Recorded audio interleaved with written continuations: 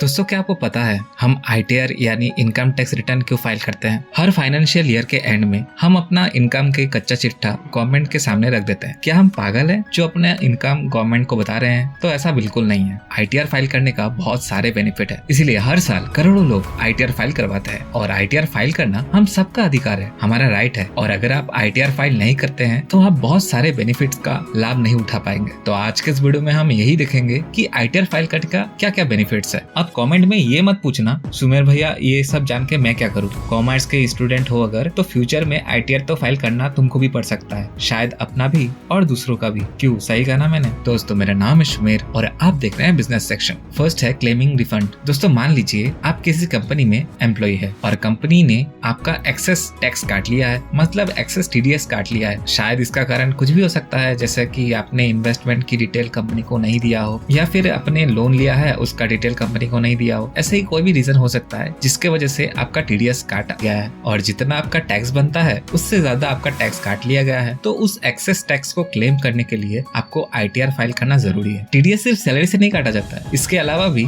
Rent पे भी TDS काटा जाता है। अगर कोई टेनेंट 50,000 से ज्यादा रेंट पे करता है तो उसको 5% का TDS काट कर बाकी पैसा लैंडलॉर्ड को पे करना रहता है और TDS अमाउंट गवर्नमेंट के पास डिपॉजिट करना पड़ता है। उसके अलावा फिक्स डिपॉजिट पे जो इंटरेस्ट मिलता है, अगर वो साल में 40,000 से ज्यादा है तो बैंक उस इंटरेस्ट अमाउंट से TDS काट कर आपको पे करता है। ऐसे ही डिविडेंड अमाउंट पे काटा जाता है, प्रोफेशनल फीस पे, कॉन्ट्रैक्ट पेमेंट पे TDS काटा जाता है। और अगर आप अपना पैसा वापस लेना चाहते हैं तो आपको ITR फाइल करना मैंडेटरी है। तो ITR फाइल करके आप रिफंड क्लेम कर सकते हैं। सेकंड में लोन अप्रूवल।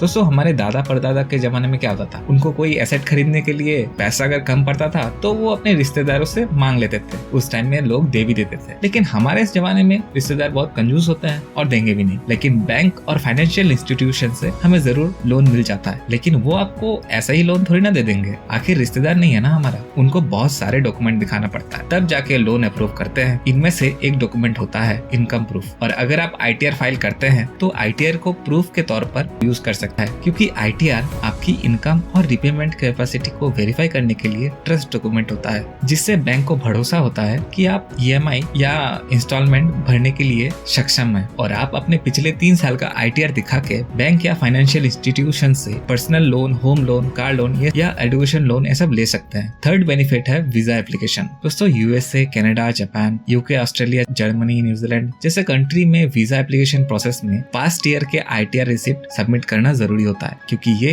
आपकी फाइनेंशियल स्टेबिलिटी और रेगुलर इनकम को प्रूव करता है। एम्बेसीज और कंसल्टीज को ये दिखाना होता है कि आप फाइनेंशियली कैपेबल हो अपने ट्रेवल एक्सपेंसेस को बेयर करने के लिए, और आप वापस भी अपने कंट्री में रिटर्न कर लोगे।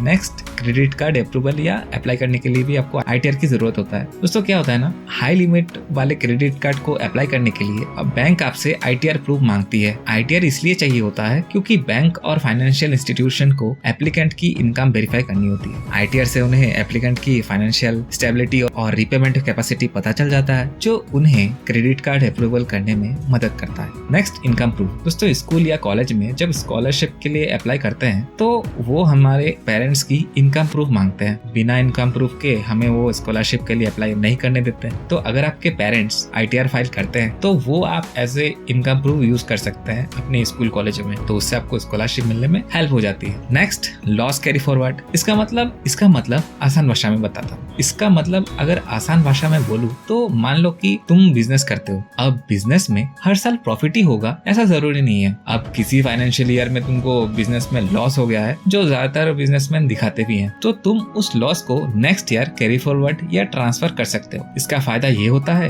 कि अगले ईयर में जो प्रॉफिट होगा उसमें से इस लॉस को डिडक्ट करके टैक्स लायबिलिटी कम कर सकते हो। यानी अगर बिजनेस को किसी एक साल में नुकसान होता है तो उस नुकसान को अगले साल के प्रॉफिट से एडजस्ट कर सकते हैं, जिससे तुम्हें टैक्स कम देना पड़ेगा। लेकिन इसके लिए तुमको लॉस वाले ईयर में ITR फाइल करना होता है, और फिर जब तुम नेक्स्ट ईयर में ITR फाइल करोगे तो तुम प्रॉफिट में से लॉस को डिडक्ट करके जितना बचेगा उस पे टैक्स पे कर सकते हो। ये फैसिलिटी मिल जाती है। सिर्फ बिजनेस लॉस ही कैरी फॉरवर्ड नहीं होता है, कैपिटल लॉस को भी कैरी फॉरवर्ड किया जा सकता है, हाउस प्रॉपर्टी लॉस को भी कैरी फॉरवर्ड किया जा सकता है और नेक्स्ट ईयर के प्रॉफिट से एडजस्ट करके अपना टैक्स बचा सकते हैं। और ऐसे ही बहुत सारे बेनिफिट्स है ITR फाइल करने का। जैसे गवर्नमेंट टेंडर्स के लिए अप्लाई कर सकते हो, हाई वैल्यू ट्रांजैक्शन के लिए ITR प्रूफ जरूरी होता है, जैसे प्रॉपर्टी परचेस। और भी बहुत सारे बेनिफिट्स है। हमने तो आपको सिर्फ मेन पॉइंट्स ही बताए हैं। अगर पूरा बताने लगूं तो वीडियो बहुत लंबा हो जाएगा और तुम बोर भी हो जाओगे। आई होप ये वीडियो आपको इन्फॉर्मेटिव लगी होगी। वीडियो अच्छी लगी हो तो वीडियो को लाइक और चैनल को सब्सक्राइब करके आप हमें रिवॉर्ड दे सकते हैं। धन्यवाद।